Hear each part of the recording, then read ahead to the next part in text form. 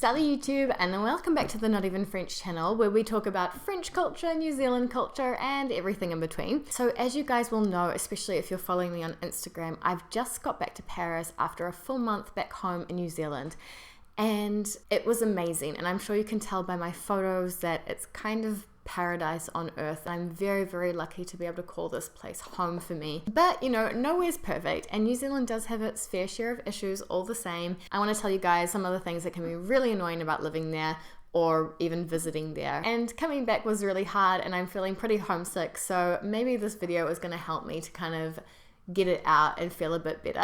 So without further ado, let's get stuck into the video. Okay, so the first thing I really don't miss about New Zealand is the price of internet and phone. New Zealanders get so screwed over when it comes to phone and data and that kind of thing. Like, it's 2019 and still when you go to people's homes in New Zealand, you'll be like, oh, can I please have the Wi-Fi password? And they're like, oh yeah, of course, we've got unlimited. In Europe, it's like, who doesn't have unlimited internet? It's standard like electricity now kind of thing. And the reason this is a big deal is because internet's so freaking expensive in New Zealand. I asked around how much people are paying, and they're like $89 per month for a phone plan with X amount of texts, X amount of calls, and unlimited data or large amounts of data. In Europe, you can get that for 5-10 euros per month maximum. The second thing I don't really miss about New Zealand is the weather. So it's really hard for me to answer the question, what's the weather like in New Zealand?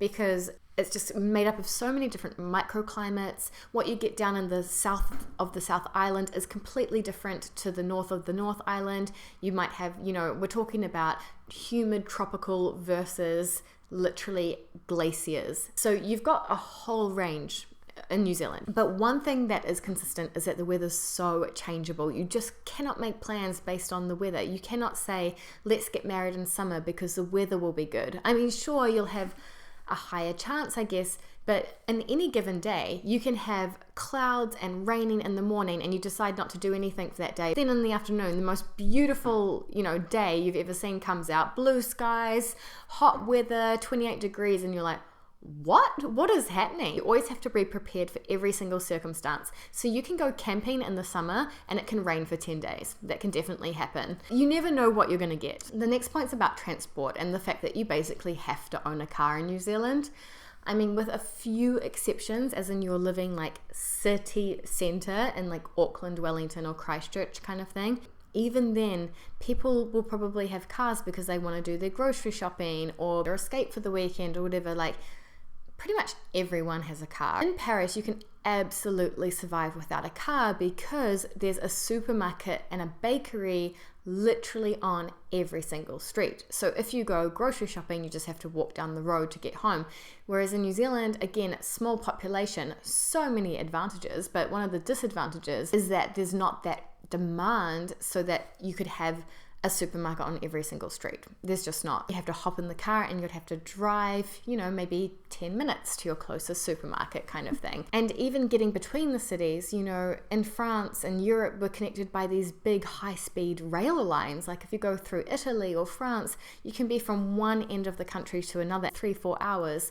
Hop to London from Paris in 2 hours 45, this kind of thing.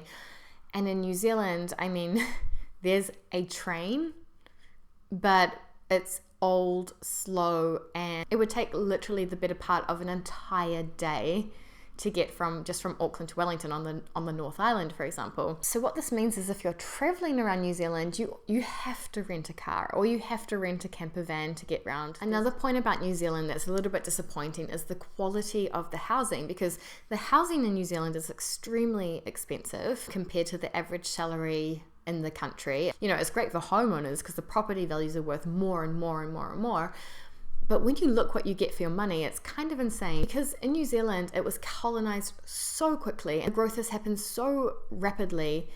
There are so many houses that have just kind of been whacked up, wooden houses, and they have no insulation. The government that's in at the moment has actually brought out a law saying that if you're renting out your property, you have to make sure that it's insulated, because there's just too many families in the rental market relying on renting properties because they can't afford to buy, and their kids are getting sick, you know, because they're in these really poor quality houses. They're just basically like wooden boxes. It's sort of like, were they thinking long term, or was this meant to be temporary housing? Because it's a bit shit.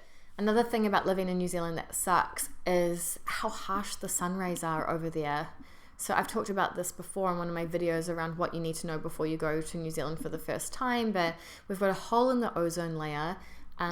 You get sunburnt incredibly easily. Like in the summertime, I would recommend wearing a bit of sunblock on your skin every day, even if you're not going to the beach or anything, because you'll just be out on the deck eating with friends or having a drink or something, and you'll absolutely be at risk of getting sunburnt. It happens so quickly. So as a result, just like Australia, we do have really high rates of skin cancer. So it's just something you've got to think about in the back of your mind. Another thing I don't really miss about New Zealand is that there is a genuine risk of natural disasters over there. So in New Zealand's history, there have been big earthquakes that have killed a lot of people, volcanic explosions. You know, it's a country built on volcanoes. It's right on a fault line between two plates of the earth, which are often shifting and causing the ground to rumble a little bit. And you do think about that. You know, I think about that, you know, going back, if I moved back to Wellington, I'd be so scared to get an apartment in a high-rise building because of the earthquake risk. And I know you can't do anything about it and you just have to kind of get over it. But that's just something that I really like about living in Paris, is that I know that the earth will never take me by surprise and it's not gonna tremble and there's not gonna be a big earthquake. And yeah, they keep saying that in Wellington, like, we're really overdue for an earthquake, it's coming soon, like maybe not soon, maybe not in our lifetimes, but within the next few hundred years we're definitely going to have a big earthquake in Wellington. And yeah, it's kind of freaky. Now, I couldn't talk about the downsides of New Zealand without talking about the cost of living. And when I mean the cost of living, I just mean like for your basics. So your electricity bill is so expensive in New Zealand compared to Europe, and the food, what's crazy is because we export so much of our meat, for example, New Zealand lamb costs you more in New Zealand than it does in Europe. Several times I have seen New Zealand kiwi fruit, New Zealand lamb, New Zealand produce and meat just cheaper in France and in London than it is in my mum's local grocery store, which is kind of unfair. The last thing that I don't miss about New Zealand is totally narcissistic, but it's just that you're not special anymore. Like, over in Europe, everyone's so interested about me, you know, like, oh wow, New Zealand, wow, where are you from? Tell me more, that kind of thing. When you're home, you're just, you know, part of the gang. So it's, which is a nice feeling, but also like you realize like, oh, I don't have a natural conversation starter anymore. I'm not different in any way, kind of thing. That's just a silly one to end the video. Okay guys, well, I hope that this was interesting to you and that you learned something about life in New Zealand. If you're a Kiwi living in New Zealand right now, or if you've, you know, lived abroad or are currently living abroad, let me know what things you wouldn't miss or you don't miss about New Zealand. Maybe I've missed something, but this is just sort of on my list. Obviously, in saying all of this, I still love New Zealand. It's still my favorite country in the world.